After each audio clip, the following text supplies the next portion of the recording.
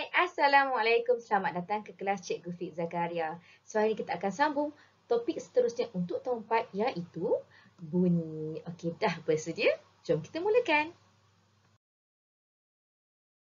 Okey, objektif pembelajaran hari ini ada beberapa iaitu di akhir PDP, cikgu harap semua murid dapat menyatakan dua contoh bunyi yang dihasilkan oleh getaran. Okey, seterusnya dapat menyatakan dua contoh situasi bunyi yang boleh bergerak ke semua arah.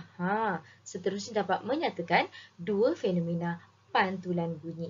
Okey, dan menyatakan dua situasi bunyi berfaedah dan bunyi yang memudaratkan. Dan akhir sekali menyatakan dua cara untuk mengurangkan pencemaran bunyi. Bagaimana tu?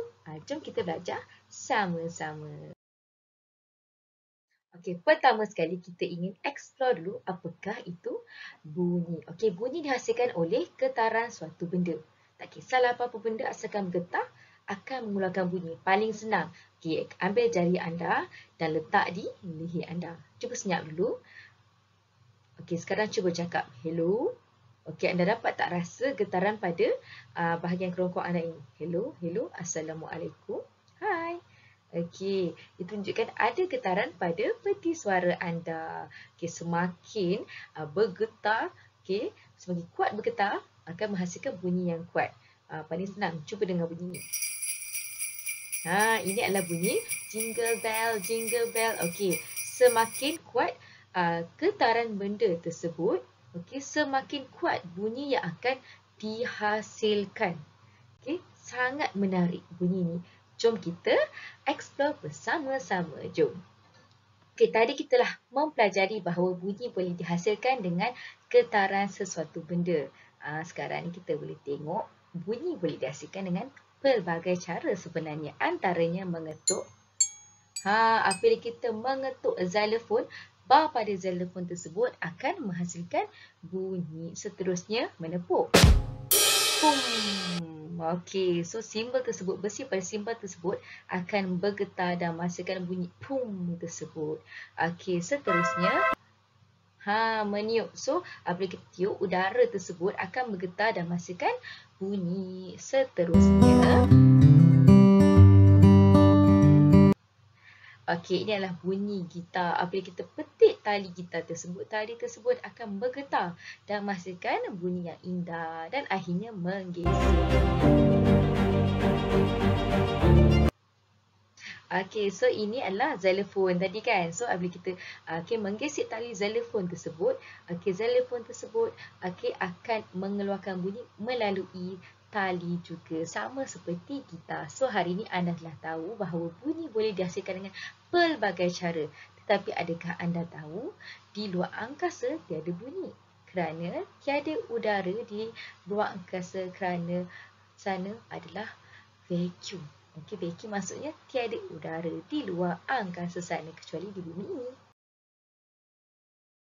Okay, seterusnya, sifat-sifat bunyi ada berapa? Okey, ada dua kalau anda lihat gambar ini. Yang pertama ialah bunyi bergerak ke semua arah. Okey, alright. So, bunyi horn kereta ini dapat didengar oleh kedua-dua budak lelaki dan budak perempuan ini walaupun mereka berada di kiri dan di kanan kereta tersebut. Okey, antara contoh yang lain seperti di sekolah. Okey, bunyi kering. Okey, di sekolah walaupun anda berada di blok B, tapi loceng sekolah tersebut berada di blok A, anda masih lagi boleh dengar dengan jelas bunyi kering tersebut. Okey, ataupun sekarang ni anda berada di rumah, anda pasang TV. Sekarang ni lepas tu anda pergi dapur, anda masih lagi boleh dengar bunyi TV tersebut kerana bunyi tersebut boleh bergerak ke semua arah. Walaupun anda berada di ruang tamu ataupun di dapur, anda masih lagi boleh dengar bunyi TV dengan jelas sekali. Okey, seterusnya anda boleh lihat gambar ini menunjukkan bunyi boleh dipantulkan. Anak panah warna merah ini menunjukkan arah pergerakan bunyi dan anak panah warna biru ini menunjukkan arah pantulan bunyi. Bagaimana bunyi boleh dipantulkan? Okey, bunyi boleh dipantulkan apabila bunyi terkena pada permukaan yang keras.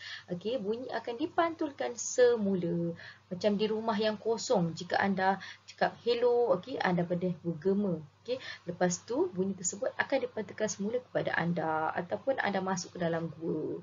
Okey, anda pun cakap hello, okey. So bunyi tersebut akan dipantulkan semula kepada anda kerana suara anda itu telah terkena pada permukaan yang keras. Okey, nak tahu apakah fenomena pantulan bunyi seterusnya? Jom kita tengok.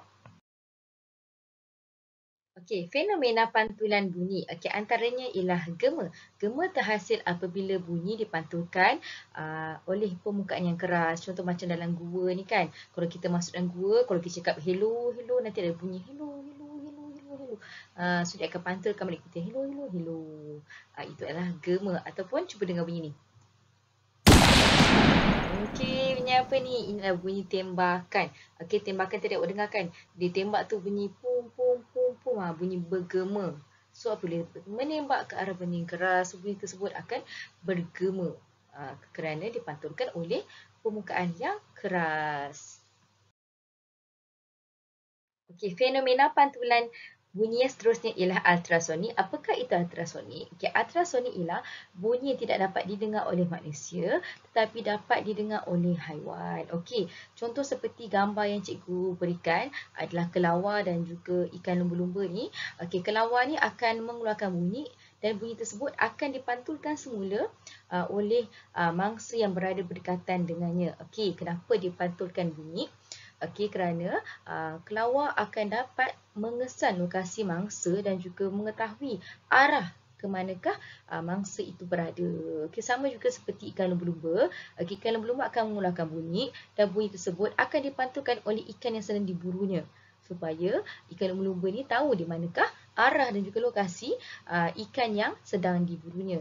Selain daripada itu, ikan lumba-lumba ni juga boleh tahu dia punya imej ataupun betapa besar atau kecilnya ikan yang sedang diburunya. Sama juga seperti kelawar. Okey, seterusnya jika anda lihat gambar sini, ini adalah gambar baby. Okey, jika anda pernah lihat ibu anda, jika mengandung akan berjumpa doktor. So dalam teknologi perubatan, ultrasonik ini digunakan untuk melihat kandungan di dalam perut kita. Okey, so ini adalah keajaiban ultrasonik. Sangat menarik. Okey, fenomena pantulan bunyi yang ketiga ialah sonar, iaitu di mana teknologi pantulan bunyi ultrasonik yang digunakan untuk mengesan objek dalam air. Okey, ultrasonik tadi kita dah belajar kan, iaitu bunyi yang hanya boleh didengari oleh haiwan. Okey, so manusia menggunakan teknologi ini dalam sonar supaya dapat membantu mereka untuk mengesan objek dalam air. Contoh seperti nelayan nak tahu sama ada ikan tersebut berada di dekat dalaman aras air yang keberapa, ataupun mereka berada di aras laut berapa ratus meter. So kapal tersebut akan mengeluarkan bunyi dan dipantulkan semula oleh tanah dan juga ikan tersebut akan memantulkan semula bunyi kepada kapal. So kapal tersebut akan tahulah, oh ada ikan, berapa dalam ikan tersebut. Okey, seterusnya gambar ini ialah gambar radar di mana kita boleh lihat di kapal-kapal yang besar ataupun dalam kapal selam untuk mengelakkan sama ada terdapat kapal lain ataupun iceberg ke supaya tidak berlaku pelanggaran. So teknologi ini sangat penting bagi mereka yang berada di dalam pelayaran dan sebagainya. Okay, jom kita tengok apakah bunyi yang memudaratkan dan bunyi yang berfaedah. Jom. Gambar apa ni? Ini adalah gambar-gambar bunyi yang berfaedah dan bunyi yang memudaratkan. Yang mana satu berfaedah, yang mana satu memudaratkan. Jom kita tengok. Okay, first kali kita akan tengok bunyi yang berfaedah. Okay, jom kita tengok gambar ni. Ini ada dua orang sedang berkomunikasi, sedang bercakap. Okay, budak ni pula sedang mendengar lagu. So, bunyi lagu ni dapat menghiburkan hatinya. Okay, dan ini adalah gambar ambulans. Bayangkan ambulans ni tak berbunyi. Okey, tak ada bunyi ninong, kita pun tak tahu ada kecemasan. So, jika kita dengar bunyi ambulans, kita terus memberikan laluan. Okey, jika di jalan raya, beri laluan. Jangan halang laluan kerana ambulans ini sedang menghantar pesakit ke hospital. Dan sekarang ni ini paling penting, bunyi telefon. Bayangkan telefon kita dalam keadaan silent. Ada orang call tapi tak tahu telefon kita kat mana kan. Sangat bermasalah. So, telefon sangat penting jika berbunyi. Itu antara bunyi-bunyi yang berfaedah. Seterusnya tengok gambar ni. Okey, ini adalah gambar-gambar bunyi yang memudaratkan. Contoh pertama, seorang budak perempuan nak belajar tapi mungkin dekat luar tu ada mungkin orang sedang bermain motor, kereta, horn sana sini akan mengganggu ketenangannya untuk belajar. Ataupun dia library kan. Dari library kan kena senyap. Tiba-tiba ada orang sedang gelak. So boleh mengganggu ketenangan dan tekanan kepada emosi kita nak buat kerja. Okey, seterusnya kalau macam dekat office kan, kan masing-masing berlawan-lawan cakap dalam meeting kan. Okey, so kalau kita bising nanti sukar nak berkomunikasi. So kena ambil giliran. Okey, seterusnya jika di bandar-bandar besar ada kesakan lintas yang sangat padat kan. Lepas tu bunyi kereta, bunyi motor, bunyi daripada bangunan-bangunan, bising, ada iklan dan sebagainya, boleh mendatangkan masalah pendengaran. So, bagaimana kita nak atasi masalah-masalah bunyi yang mudaratkan ni? Jom kita tengok slide seterusnya. Okey, sekarang ni bagaimana nak mengurangkan pencemaran bunyi? Pertama sekali kita boleh lihat petugas di landasan kapal terbang. Pernah pergi airport kan? Nampak tak? Ada petugas ini. Okey, dia akan menggunakan pelindung telinga tapi lebih tebal daripada headphone kita untuk mengelakkan telinga tidak rosak akibat bunyi pesawat yang terlalu kuat. Okey, jika di rumah anda pula, kita boleh letakkan pemaidani, langsir dan tingkap untuk mengurangkan getaran bunyi daripada luar ataupun dalam rumah sendiri. Okey, supaya kita taklah rasa macam bergema di rumah kita tu kan. Okey, dan di tempat-tempat awam, pedaman pokok boleh mengurangkan pencemaran bunyi, membantu mengurangkan pencemaran bunyi. Itu yang kenapa kita tengok banyak sangat pokok di kota-kota besar contohnya, sebab kan trafik jam yang terlampau padat kan. Okey, so pokok-pokok ini akan membantu mengurangkan pencemaran bunyi. Okey, aktiviti yang cikgu cadangkan kepada anda untuk buat ialah alat muzik kita semula. Anda boleh rujuk dalam buku teks muka surat 121. Okey, di situ ada langkah demi langkah untuk membuat alat muzik ini seperti gitar ni kan. Okey, semua bahan insya-Allah boleh ditemui di rumah anda. Okey, bolehlah ajak mak ayah buat sama-sama isi masa lapang sepanjang berada di rumah. Okey? Okey, tugasan hari ini mudah saja. Jika anda ada buku mesra digital tahun 4, okey, sila buat muka surat 61 dan 62. Jika tiada, okey, sila buat latihan buku teks dan salin di dalam buku latihan sains anda. Muka surat 122, nombor 1 dan nombor 5 sahaja. Jangan lupa buat ya, untuk meningkatkan kefahaman anda pada pelajaran hari ini. Okey, jom kita ulang kaji apa yang kita telah pelajari hari ini sebelum kita tamatkan kelas.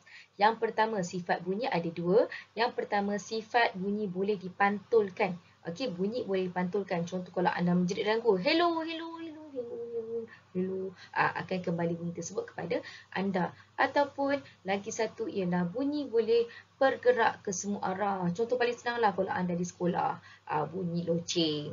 Okey, anda di blok A tapi bunyi loceng tu di blok B contohnya. Okey, anda boleh dengar kerana bunyi boleh bergerak ke semua arah. Seterusnya, okey, bunyi yang berfaedah dan bunyi yang boleh datang kemudaratan kepada kita. Bunyi berfaedah paling senanglah kita dengar lagu. Kan kita rasa terhibur. Kan kita bercakap orang kan. Itu adalah bunyi yang berfaedah. Tapi bunyi yang memudaratkan, contoh macam kalau kita berada di tapak pembinaan, bunyi orang drill, bunyi yang ketuk-ketuk-ketuk, boleh, kalau bunyi terlampau kuat boleh mendatangkan tekanan pada emosi kita. Tapi ada cara nak mengatasinya. Okey, antaranya kita boleh pakai headphone kan, ataupun jika di rumah kita akan pasang langsir yang tebal. Okey, seterusnya boleh meletakkan kapet kerana kedua-dua objek ini boleh menyerap bunyi dengan baik. Okey, so praktikan apa yang anda telah pelajari dalam kehidupan seharian. Penting tau belajar sains ni. Okey, tamatlah sudah kelas kita pada hari ini. So, sila explore lagi apakah itu. Okey, sains yang berada sekeliling anda. Okey, jangan lupa klik like, share dan komen Dan jangan lupa subscribe channel cikgu jika anda belum, tukarkan warna merah di bawah kepada warna kelabu. Jika dah, jangan tekan lagi. Okay, terima kasih kerana sudi mengikuti kelas bersama cikgu. Sehingga kita berjumpa lagi di kelas akan datang. Assalamualaikum. Bye.